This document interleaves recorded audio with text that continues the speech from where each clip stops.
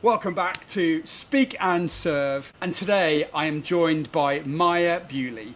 And this is a lady that has literally taken fear by the scruff of the neck, processed it, dealt with it. And today she's going to give you some steps and some clues as to how she looked fear in the face and just went, come on then, give me your best shot. Maya, welcome to the channel today. It's beautiful to see you.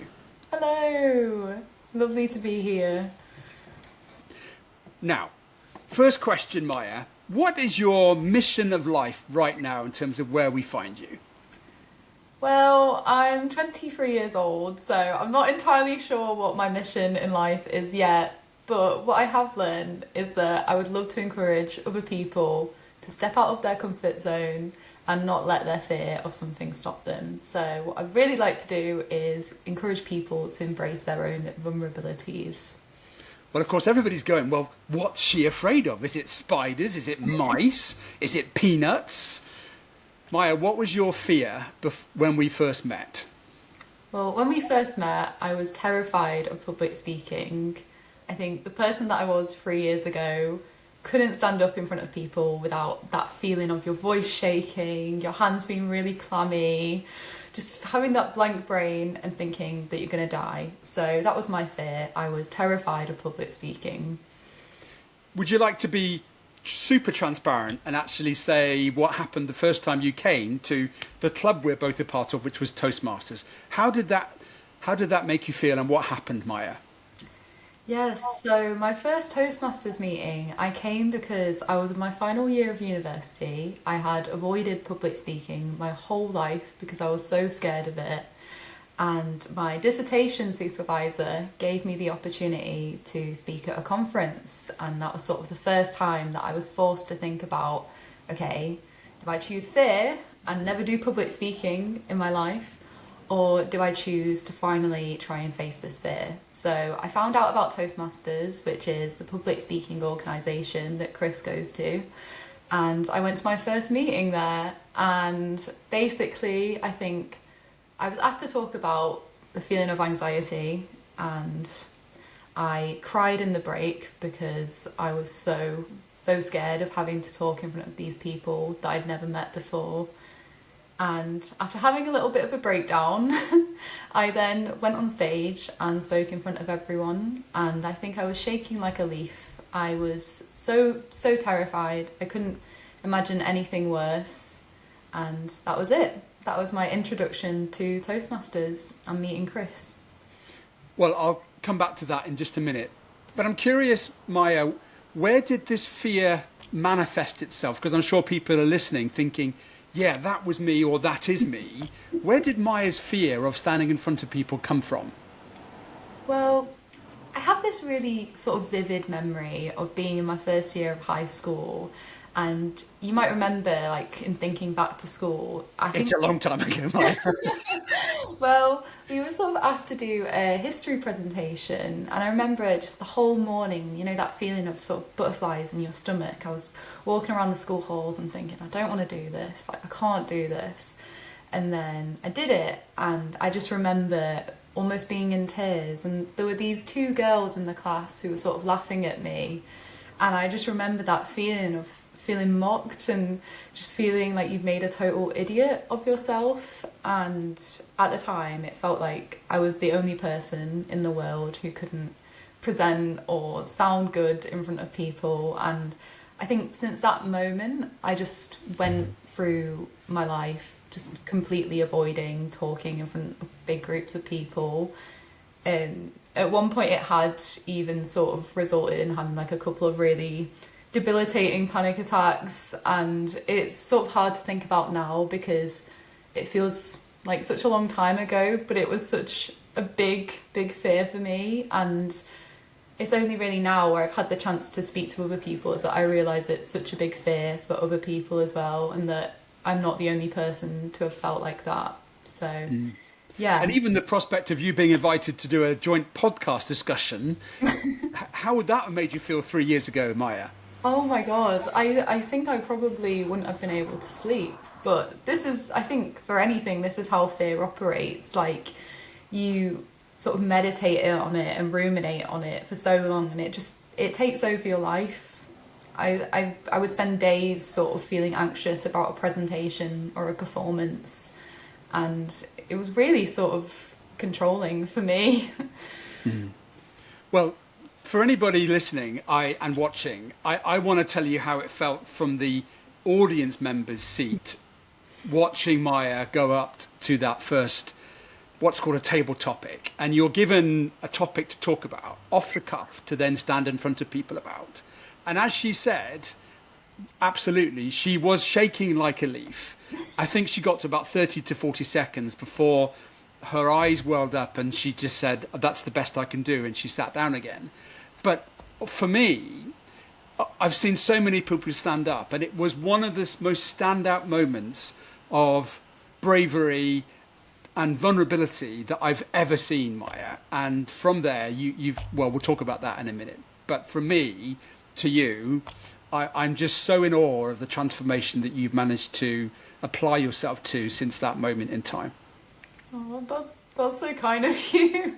It's really hard to think. I think fear makes you think a lot about yourself and sort of obsess over how you are perceived. But in a way, it also robs you of that opportunity to see yourself from the perspective of someone else. So I feel really flattered that you thought that. It means a lot to me. Well, it's a peculiar emotion. It's there designed to protect us, but actually sometimes it is so protective that it becomes obstructive to your power in terms of the fear. Absolutely. Now, later on, I'm going to ask you to look straight down the camera and send a message to those two girls that perhaps were a little bit mocking of you after they hear some of the steps that you have taken since then. What happened next, Maya? You then sat down after that meeting and probably thought, I'm never going to do this again. That was just the horriblest, weirdest thing ever. Was that the emotion, or did you think, okay, that was all right, I'm going to do that again? It was this weird mix of relief, but also fear of it happening again in the future. And I feel like the only way I can explain my reasoning to go back is this idea of the butterfly effect. You might have heard of it before, but it's this idea that just a tiny, tiny change or tiny action can then go on to have significant, huge changes in the future. And at the time, I didn't realise it, but by going to that first meeting with you, it sort of set up like a butterfly effect in my own life. And so by the next meeting, I'd gone back and I forced myself to do another speaking role. And I was so terrified and I hated it so, so much. But just doing it again gave me that tiny bit of encouragement to go back again in the future. And I feel like that is the only sort of way I've been able to move through my fear, is from just having those tiny, tiny changes over time. Is there an opportunity in your life prior to that where you used the same resilience to try to overcome adversity, Maya? Or was this just a moment in time that it was so unique and you've just literally flapped your butterfly wings as you've gone on? I really do think it was a unique moment. And I put it down to the people that were around me at the time, people like yourself, Chris, and people like all the amazing people at Toastmasters who were so encouraging and so supportive that you just felt this little spark inside you that was like, yes, I can do this. I'm terrified of it, but I will go back and I will keep going. But that was really unique because I just thought, before Toastmasters, I thought I'm never getting over this fear. Like, this is going to ruin my life. Well, we'll talk about the transcendence you've managed to go through, literally from that sort of chrysalis caterpillar to now what is truly an exotic butterfly.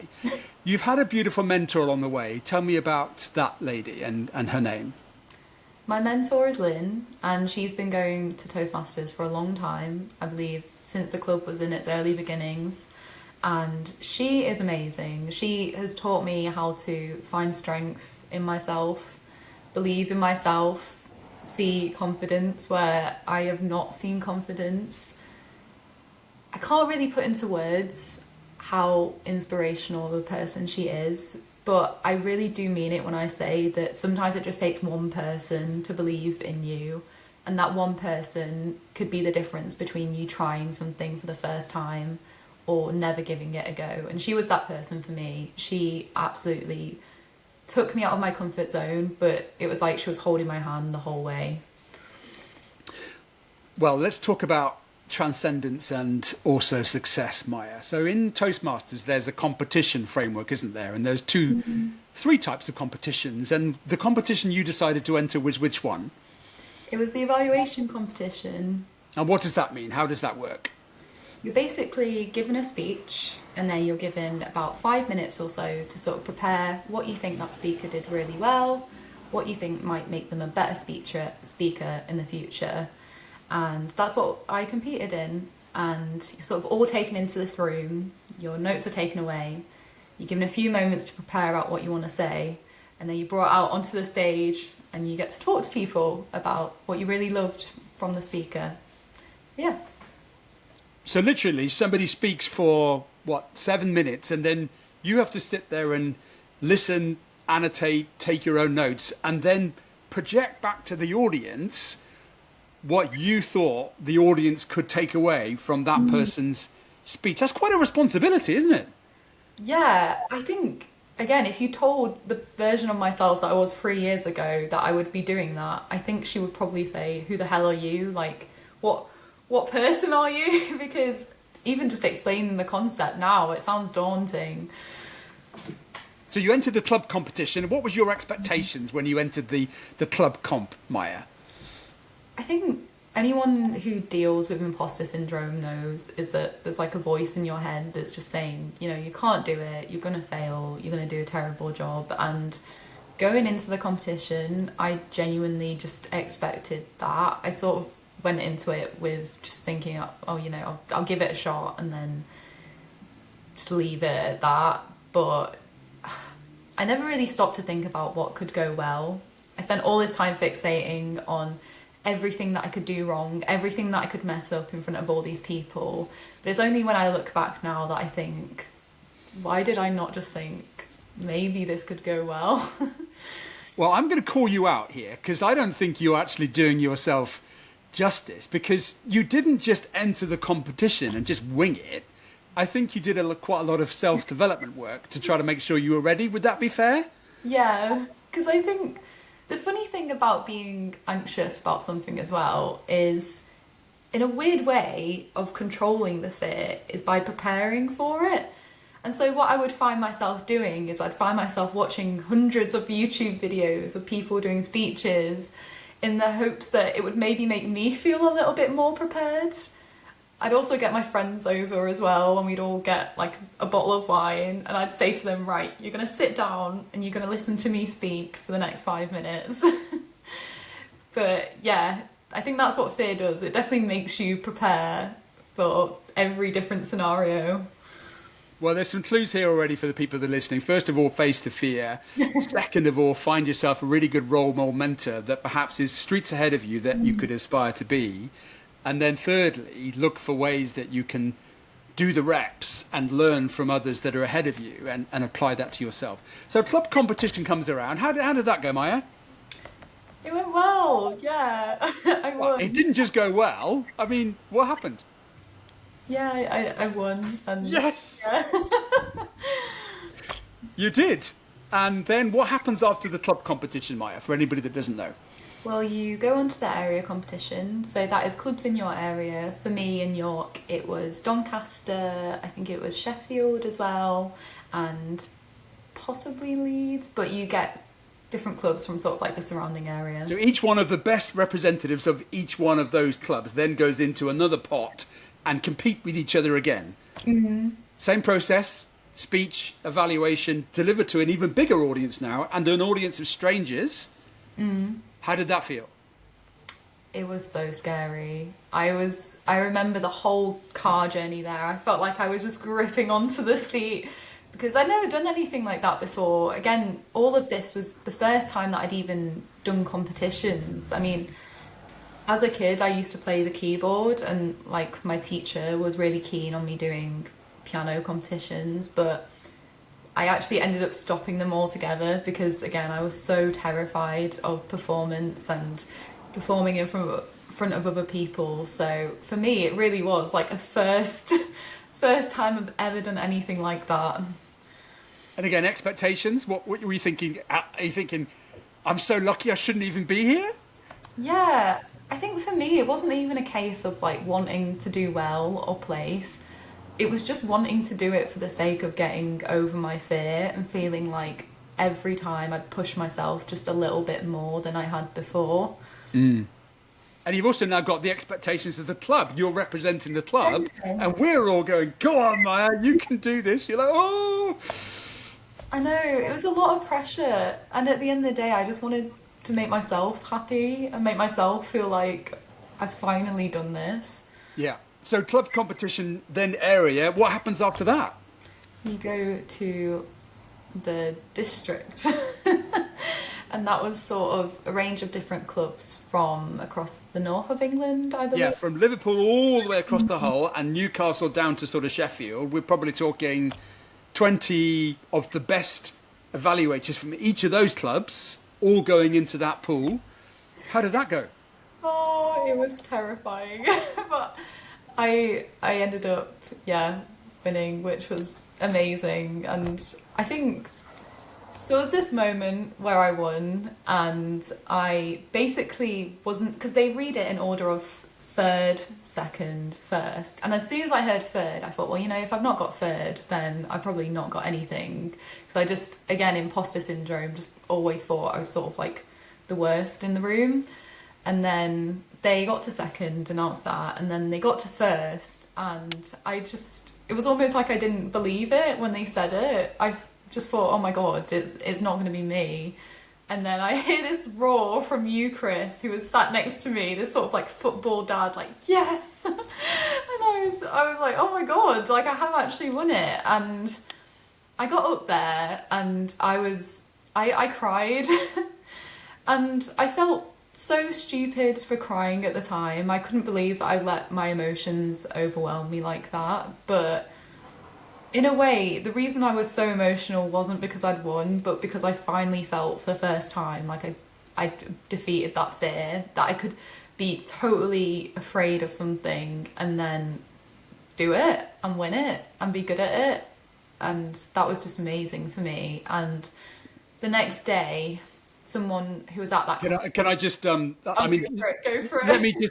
let me just chime in there, because I was with Sean, and I'm not suggesting I'm an experienced Toastmaster, but Sean and we've probably done 6 years, and we both listened to your evaluation, and we were both sort of mock judging, and we said, you know, I think she's got it. And of course we didn't express that to you. And then when we heard third, we both kind of went, you know, we nudge, nudge, I reckon she's got it. And then, of course, second place came up, and we were both thinking, well, second wasn't nearly as good as Maya. And that's why there was this, complete yobbish football, standing up and giving it lots. And then your true vulnerability and humanness just... I would never ask you to be ashamed of whatever you did on stage, because for me, again, it was just such a beautiful demonstration of what that moment meant to you. Mm-hmm. And it was literally the butterfly now had her wings, and I just thought it was a beautiful representation of your journey. That is so kind, honestly. I really appreciate that. And again, I don't think I would have been able to get to that stage if it wasn't like people like you at Toastmasters. Like, it really is a testament to the fact that you are who you are because of the people that surround you. And I couldn't ask for a more supportive, friendly bunch of people to be there with me on that day. Yeah, well, there's a big tip for there. Surround yourself with people that are the cheerleaders and positive role models that you think you can learn from, and you will naturally rise to the level of their ability. Great tip there, Maya. Beautiful. Sorry, I cut you off. What happened the next day then? Yeah, so I went away from that day feeling just embarrassed that I'd done that I was basically crying in all the photos.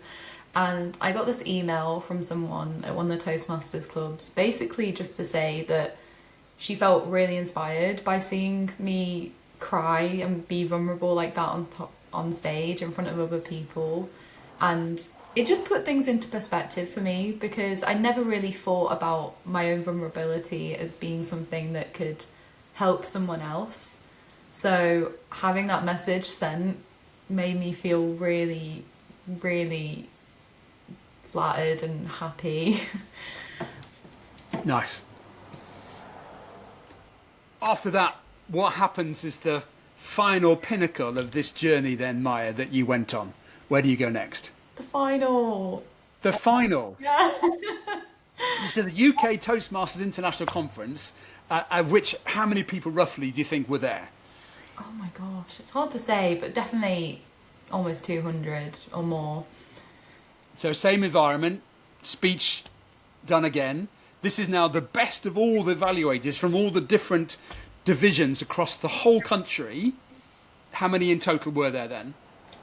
I think there were about 7 or 8 of us. 7 or 8. This is now the best evaluators across the whole of the UK, some of which would have been doing this for years in Toastmasters. How are you feeling now?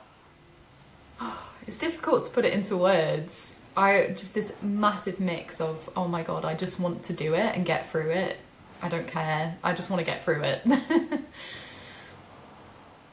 And tell us about the results process then, in terms of where were you, how were you feeling, who was around you when the results then were then read out? I remember, I think I'd separated myself on my own, because I thought whatever happens then, I'm just on my own and no one can see me if I have like a weird reaction or anything. So that there's no yobs next to you. Yeah. Shouting from the rafters, yes. But I remember they announced it, and I was just thinking, again, when it said third, I just thought, well, you know what, I'm just happy to have been here and have done this. And then they went to second and they said my name, and I was like, how has this happened? Genuinely, what is going on here? What am I doing? And yeah, I got on stage and I just saw everyone from York in the crowd just smiling and clapping, and I just thought, if it wasn't for these people, I would not be stood up here right now. I would be probably at home watching some TV, not being terrified on stage. Well, I'll drop a picture now in of you on stage getting that second place certificate. And from me to you, I'm so proud and in awe of how you've just literally layered on step after step, done the reps, looked into your soul and said, yes, I can. So well done from my heart to yours. Thank you. That's so nice. Thank you so much. But this isn't just about Toastmasters for you, Maya, is it? It's now enabled you to reach into other places of comfort or strength in terms of your whole life. Is that fair? Absolutely, 100%. I think it's given me the courage to try things that I never would have before, whether that looks like signing up to a presentation at work or just learning something new. I recently bought a guitar. I've started getting guitar lessons. And I think it's just given me that courage to be like, well, if I start off and I'm terrible, what's the worst that can happen? I could get better. Why is that a bad thing? Yeah. Yeah, it's a bit morose, but I was listening to a podcast recently and he said, what's the worst that can happen? We're all going to end up being eaten by worms at one stage. So, hey-ho. Okay, well, what's next then, Maya, in terms of your speaking or Toastmasters journey? What have you got your heart set on for 2026? I think it's taught me that I can try something new and just go for it. And if it goes bad, then that's okay. So I would like to try maybe a different type of competition. In the past, the voice in my head would have always said, oh, you can't do that. You're not good at it. Just leave it. But now I just think, why not? Go for it. Well, you came back to the club and actually you delivered a really good 10-minute educational about your whole journey, which is why we're here today. And even that presentation, Maya, I've got to tell you, was full of such little gold nuggets of this is how I did it, this is how you can apply it, and you gave people a takeaway, a call to action. You're not just an evaluator now, you're a very, very accomplished speaker that speaks from the heart and challenges people to reach into their own selves to be a better version of themselves. So I just can't wait to see what happens next for you, Maya. Thank you so much. And just hearing that, I feel like it makes me think that I know there are other people like me who have been in the same situation, and for anyone who has felt like that, like they're not good enough, or they can't do a speech, or their voice will clam up. I've actually met people now who have been in the same situation as me, and they're all doing their own butterfly effects. They're all taking that first step to becoming better. And every meeting I go back to at Toastmasters, I see people who are like me getting better and better and overcoming their fear. So if it would be anything that I could encourage other people to do, it would be to just take that first step, because you don't know where it's going to lead. What's the worst that's going to happen? 100%. And without not actually talking to the two girls in question, but back at that moment when you were ridiculed, mocked, and slightly perhaps verbally bullied in the nicest possible way, but the horriblest possible way, what message would you like to give back to Maya then that she could have learnt, or in the benefit of the years now that you've got, that you'd like to give back to Maya, 18-year-old high school Maya? I think at that stage in your life, people's opinions mean everything to you. And at the time, in my head, I had a lot of hurt from that. And I thought, you know what, these aren't nice people. But now when I look back, I don't feel angry or anything that they laughed at me or anything like that. I just feel like I understand why that happened, because something was going on in their lives where it made them feel better, because to laugh at someone or make fun of someone. And I just hope that everyone can get to the stage that I feel, that is just being content with yourself and being confident to be vulnerable in front of others, and that's okay. So I think if I could speak to that version of myself, I'd say it's okay to cry. It's okay to make a fool of yourself, because things can only get better. Yeah, and you're right. There will be people that will have experienced that persecution. They will have that feeling of, oh, I can't possibly live with myself. And yet, just to hear you saying it's okay to cry, it's okay to fail, and then see how you've literally just put little dots together along the way to be very composed, very natural, and bringing your point of view across in a virtual digital way that actually is going to offer that butterfly effect to other people that will now listen to this. Oh, thank you so much. And even if it just helps one person to hear that, that will mean the world to me. I never thought of myself as being able to help others in this way. So knowing that that can inspire someone means so much to me. Well, I'm pretty sure that by now there'll be a lady who will have listened and watched this, hopefully, and I'm sure she might have a little tear or two in her eye, won't she, Lynn? Yes. Yeah, Lynn is the person that I want to be when I grow up. Like, I want to help others in the way that she has helped others. Yeah. We're going to land the plane here now, Maya. What would be your 3 takeaways for somebody that is looking forward to however many years, you're only 23 years young, what would be your 3 takeaways at this stage to lead a long, healthy, joyful life, Maya? Look after yourself, because that's the most important thing. Find safety in being vulnerable.